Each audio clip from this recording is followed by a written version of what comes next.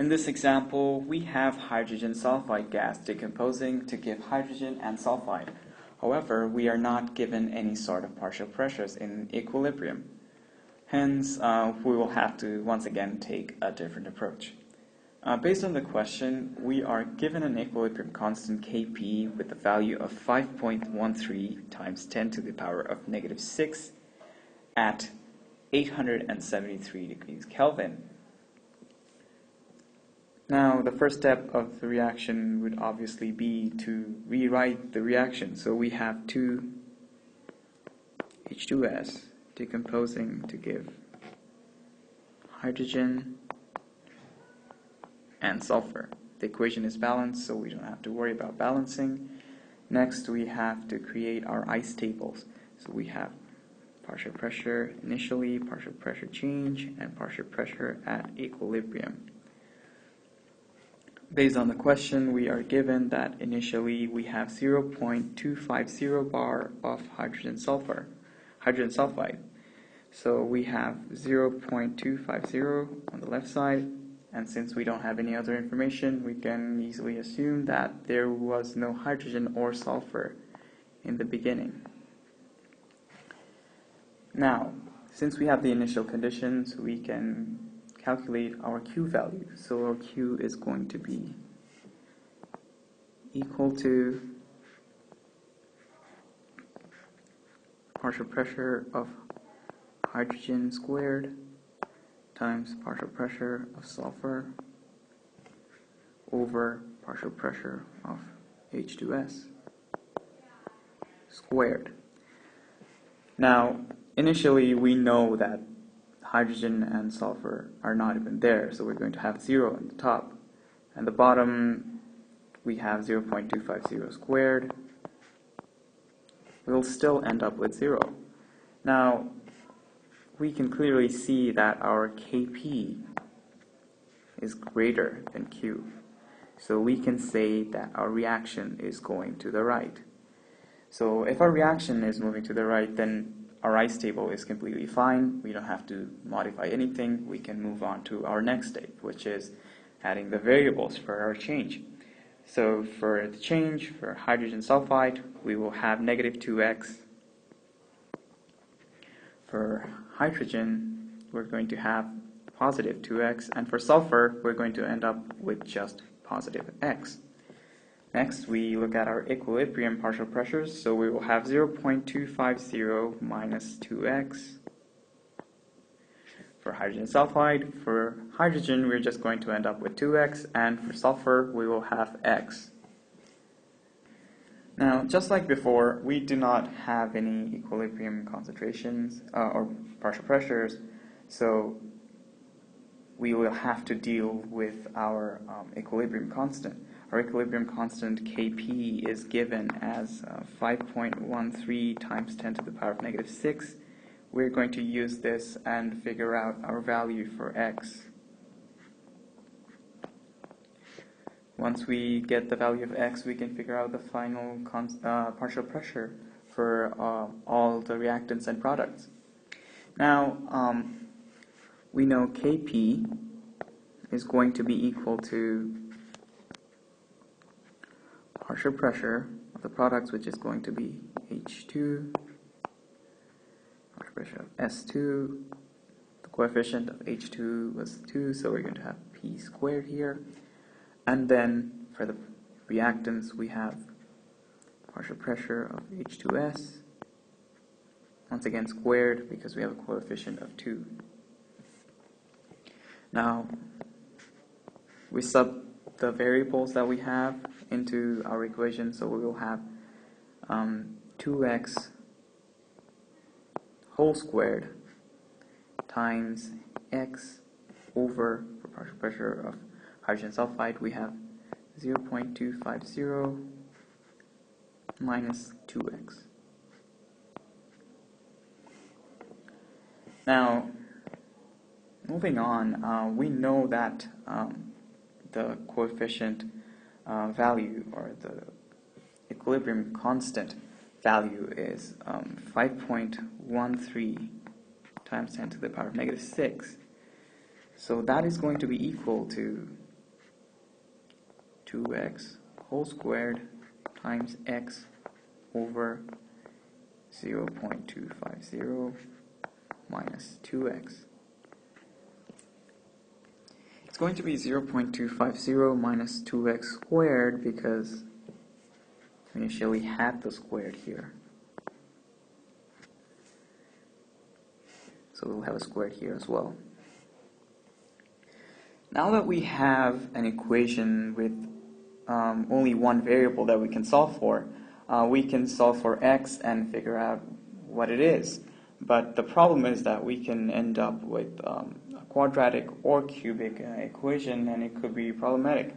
So one advantage that a lot of scientists take is that we follow the 5% rule or the hundreds rule. There are many names to it. It's a trick where first thing we have to see is the size of the equilibrium constant. If our equilibrium constant is less than 10 to the power of negative 4,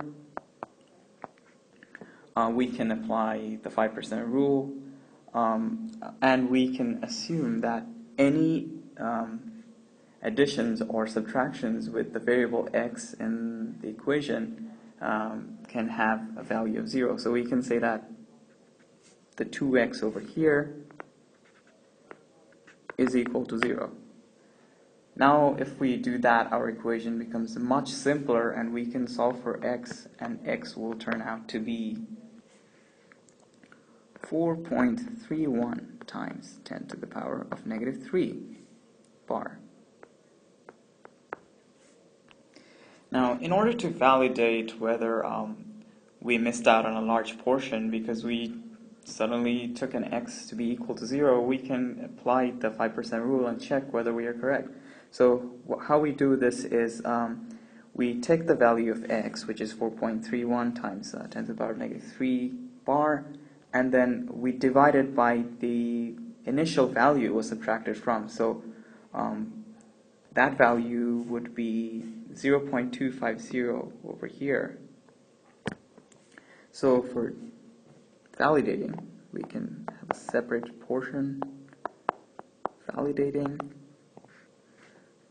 x over 0.250 times 100%. So we will have 4.31 times 10 to the power negative 3 over 0.250 times 100%. We will end up with 1.72%. Now, 1.72% is less than 5%. So we can say that the approximation that we made earlier is valid. So what we did was right, and then considering that the x that was subtracted was equal to 0, it did not affect our final result in a big sort of way, or it did not affect our equation at all. Now, if we say had a percentage greater than 5%, then we would not be able to use the 5% rule or the hundreds rule, and would have to continue on with the quadratic formula or cubic equations. Now that we know the value of x, and now that we are confident that we are correct and we're going on the right track, we can plug in our value of x into all the equilibrium variables, and we can get the final partial pressures. So we have our value of x, and we have the variables, so we can plug our x values in, and then what we get is, for hydrogen sulfide, we have 0.250 minus 2 times 4.31 times 10 to the power of negative 3.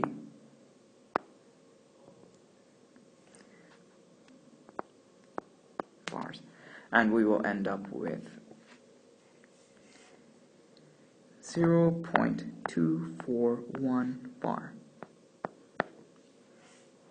That's the partial pressure of hydrogen sulfide at equilibrium.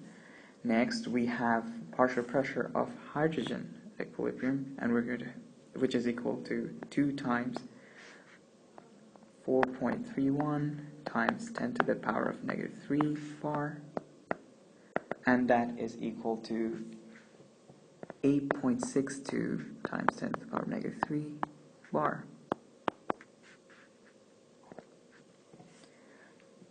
Next, we have sulfur. Sulfur is just equal to x, and we already know what x is equal to. X is equal to 4.31 times 10 to the power of negative 3 bar. So we right away have our partial pressures that the question was asking for. Now, in case if we are not sure about whether we are correct or not, we can always, anytime, plug these values for x and 2x and all these values into the k equation, the kp equation, where we clearly had kp equal to p to the power of h2 and then h2 to the power of 2 times partial pressure of S2 over partial pressure of H2S squared. We can always plug these values back into this equation and see if our k value is equal to or close enough to 5.13 times 10 to the power of negative 6. If that is the case, then we are 100% on the right track. If that is not the case, then there is definitely a problem in the answer, and we might want to go back and check if the numbers are correct or not. Now, sometimes the reaction constant for pressure is given, and the question might contain everything else in terms of concentration. Those are probably the hardest type of equilibrium questions one can face. However, solving those questions using ice tables can also seem to be easy. We can convert the constant into the reaction constant concentration, and we can always use the formula Kp equal to Kc RT to the power of delta N, where N is the change in moles and R is the universal gas constant. However, questions like that are less likely to be in tests and stuff, but there's always a conversion factor for Kp and Kc, and it's always in the formula sheet. Everything else is basically the same as we have done so far. That is all for chemical equilibrium. Thank you for watching.